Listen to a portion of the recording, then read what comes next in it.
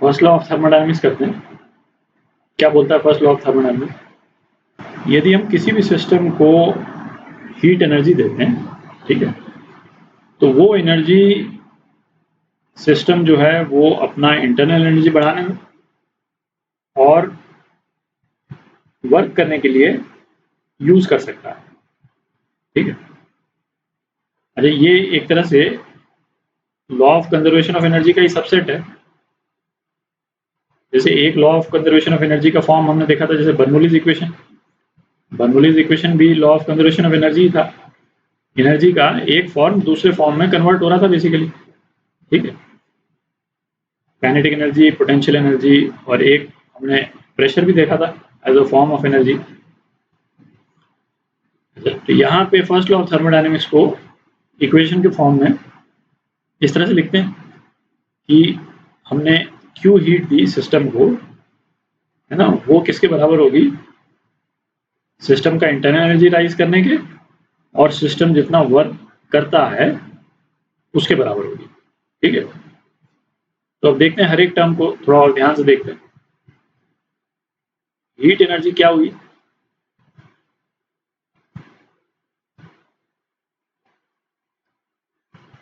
Heat energy हुई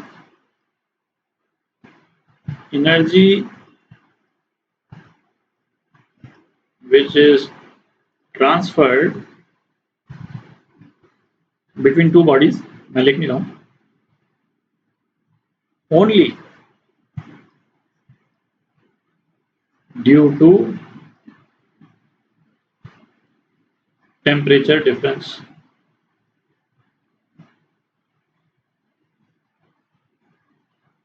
heat जो है वो हीट एनर्जी जब ट्रांसफर होती है तभी हम स्टडी कर सकते हैं, ये तो अपन पहले भी देखा था, मैंने बोला था। और हीट एनर्जी ट्रांसफर कब होगी? जब दो बॉडी के बीच में टेम्परेचर डिफरेंस हो।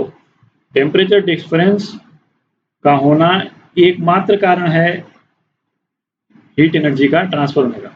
यदि से दो गैसेस हैं, है ना, सपोज ये जैसे चेंबर है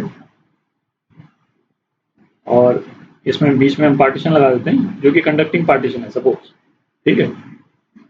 और मतलब इस साइड में कुछ भी प्रेशर हम रख दें, है ना, बहुत ज़्यादा प्रेशर रख दें, यहाँ पे यदि P नॉट रख दें और सपोज यहाँ पे 4 P नॉट भी रख दें, है ना, वॉल्यूम कुछ भी कर दें, यदि इन दोनों साइड में टेम्परेचर सेम है, यदि यहाँ T नॉट है और यहाँ T नॉट है, तो हीट एनर्जी ट्रांसफर नहीं होगी। बाकी कोई भी वेरिएबल कुछ भी करे, है ना, उससे फर्क नहीं पड़ता है। यदि टेम्परेचर यदि सेम है, सबसे क्रूशियल वेरिएबल या ओनली वेरिएबल जो रेलेवेंट है वो T नॉट है ना, टेम्परेचर है बेसिकली। यदि टेम्परेचर सेम है तो हीट एनर्जी ट्रांसफर नहीं होगी, और टेम्परेचर सेम नहीं है तो बाकी वेरिएबल कुछ भी करे हीट ट्रांसफर हो जाएगा। और किस डायरेक्शन में ट्रांसफर होगा? हायर टेम्परेचर से लोअर टेम्परेचर। ये है आपकी हीट एनर्जी, ठीक है। और हीट एनर्जी का दूसरा पॉइंट क्या है? प्रोसेस वेरिएबल है। और प्रोसेस वेरिएबल क्या होता है? जैसे वर्क था प्रोसेस वेरिएबल कि ध्यान बना देता हूँ, एक पॉइंट से दूसरे पॉइंट यदि कोई गैस जा रही है, तो ये प्रेशर वॉल्यूम कर्व है ना, ग्राफ है, तो किस रूट से जाती है गैस उस पर डिपेंड करेगा कि उस प्रोसेस में हीट कितनी ट्रांसफर हुई, ठीक है। प्रोसेस पे डिपेंड करता है। जैसे वर्क के केस में एग्जैक्टली सेम चीज है ना, कोई डिफरेंस नहीं। इंटरनल एनर्जी, इंटरनल एनर्जी क्या होती है ये तो अपन देख चुके हैं अच्छे से, ठीक है। एक बार बस मैं केवल लिख देता हूँ, degrees of freedom into RT/2, ये था इंटरनल एनर्जी पर मोल, नंबर ऑफ मोल्स मिलेगी, बेसिकली ये था इंटरनल एनर्जी।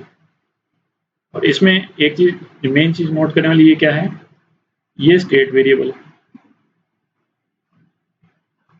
ये उस गैस की कैरेक्टरिस्टिक है, ठीक है। तो उस पॉइंट का कैरेक्टरिस्टिक है ना, वो कहाँ से होकर के आया है उस पॉइंट तक, उससे फर्क नहीं पड़ता है ना। इस मामले में ये प्रेशर की तरह है, प्रेशर वॉल्यूम, है ना, वो स्टेट की कैरेक्टरिस्टिक है। और वर्क जो है वो प्रोसेस वेरिएबल है, ये तो अपन देख ही चुके हैं, प्रोसेस वेरिएबल है, ठीक है। तो बेसिकली एक तरह की एनर्जी जो है वो दूसरे तरह की एनर्जीज में कन्वर्ट हो गई, ठीक है। उसी का स्टेटमेंट है फर्स्ट लॉ ऑफ थर्मोडायनामिक्स, ठीक है। अच्छा, इस इक्वेशन को लेकर के एक साइन कन्वेंशन है, वो हमको बिल्कुल क्लियर होना चाहिए, तो साइन कन्वेंशन देख लेते हैं एक बार। तो ये साइन कन्वेंशन है, ठीक है। यदि हमने हीट देखते हैं पहले। हीट जो है वो सिस्टम को हमने दी, तो हीट पॉजिटिव हम लेते हैं उसको, ठीक है। और हीट यदि हमने सिस्टम से विड्रॉ की तो हीट नेगेटिव लेते हैं, ठीक है। वर्क का जो साइन कन्वेंशन हमने देखा था, है ना, ये एग्जैक्टली सेम है। ये work done by the system वो पॉजिटिव रहेगा, मतलब जब वॉल्यूम इंक्रीज किया तो work done positive, otherwise work done negative. Otherwise मतलब यदि वॉल्यूम घटा तो work done on the system वो नेगेटिव, ठीक है। Work done positive is done by the system, ठीक है। वॉल्यूम इसमें ऊपर जा रहा है, एंड नेगेटिव है work done on the system, ठीक है। और इसमें क्या है, वॉल्यूम घट रहा है, ठीक है। और इंटरनल एनर्जी पॉजिटिव है जब बढ़ रही है, ये तो लॉजिकल भी है ना। इंटरनल एनर्जी जब बढ़ रही है तो पॉजिटिव है, और बढ़ेगी कब, जब टेम्परेचर बढ़ेगा, क्योंकि इंटरनल एनर्जी तो एंटायरली टेम्परेचर पर डिपेंड करती है, ठीक है। तो टेम्परेचर बढ़ेगा तो इंटरनल एनर्जी बढ़ेगी, नहीं तो नहीं बढ़ेगी, ये भी है, ठीक है। अच्छा, इस इक्वेशन को जो है वो हम इस तरह से भी लिख सकते हैं, change in internal energy is equal to Q minus W, ठीक है। अब इसमें क्या, इंटरनल एनर्जी तो जो है वो स्टेट वेरिएबल है, और ये दोनों प्रोसेस वेरिएबल्स हैं, ठीक है। तो एक इंटरेस्टिंग कॉन्सिक्वेंस आता है इसका कि जैसे सपोज कोई गैस है, वो पॉइंट 1 से पॉइंट 2 दो अलग अलग प्रोसेस से जा रही, ये ग्रीन वाले प्रोसेस को प्रोसेस ए बोल देते हैं और लाल वाले प्रोसेस को प्रोसेस बी बोल देते हैं। तो चूंकि Q और W दोनों प्रोसेस वेरिएबल्स हैं, तो जैसे प्रोसेस ए ले लें तो प्रोसेस ए में हीट जो है वो QA होगी, और प्रोसेस बी में हीट जो है वो QB होगी, ठीक है। सेम नहीं होगी, है ना, कोई डिफरेंट होगी। अच्छा, प्रोसेस ए में वर्क डन, अभी उसमें नहीं जा रहे हैं, है ना, by the gas, for the gas, plus minus, वो नहीं जा रहे हैं, एक जनरल कंसेप्चुअल देख रहे हैं। वर्क डन जो है WA होगा, और इसमें जो है वो WB होगा। तो चूंकि हीट और वर्क जो है वो प्रोसेस वेरिएबल्स हैं, तो इन दोनों प्रोसेस में हालांकि हम जा रहे हैं, इनिशियल स्टार्टिंग पॉइंट और फाइनल स्टार्टिंग पॉइंट सेम है, पर ये दोनों अलग होगा। बट इनका जो डिफरेंस जो होगा, है ना, वो तो इंटरनल एनर्जी के बराबर होगा, चेंज इन इंटरनल एनर्जी। तो सपोज यहाँ पे इंटरनल एनर्जी U1 है पॉइंट नंबर 1 पे, और यहाँ इंटरनल एनर्जी U2 है, ठीक है। तो U2 माइनस U1 कितना हो जाएगा, delta U, change in internal energy. अब ये तो हो नहीं सकता है कि भाई इस वाले प्रोसेस से आए, कि भाई हम ए प्रोसेस से आए तब तो इंटरनल एनर्जी कुछ और चेंज हो, और बी प्रोसेस से आए तो इंटरनल एनर्जी कुछ और चेंज हो, तब तो वो U2 वेरी कर जाएगा। U2 जो है वो पाथ के अकॉर्डिंग वेरी कर जाएगा, ये हो नहीं सकता है।